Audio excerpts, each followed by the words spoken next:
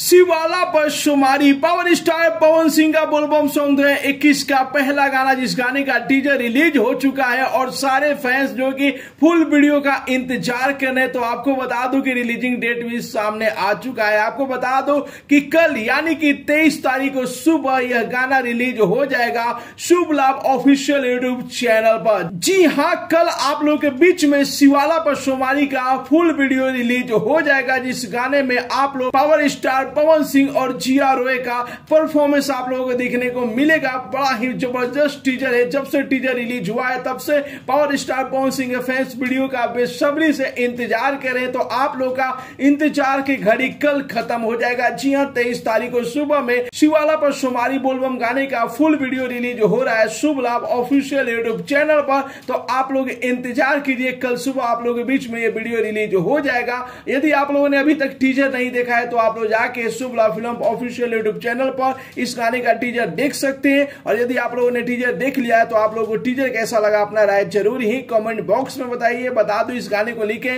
रोशन सिंह विश्वास, म्यूजिक दिए प्रिंस सिंह जी और डायरेक्शन है रवि पंडित जी का। यानी कि एक बेहतरीन टीम इस गाने में काम की है और टीजर देखने से भी लग रहा है कि गाना जो कि बवाल मचाने वाला है। जब ये फुल वीडियो रिलीज होगा तो कल आप लोगों के बीच में फुल वीडियो रिलीज हो रहा है शिवाला पर शुमारी का। तो इंतजार कीजिए, मिलते अगले वीडियो में एक नया न्यूज के साथ। तब तक के लिए बाय बाय, टेक केयर, जय हिंद।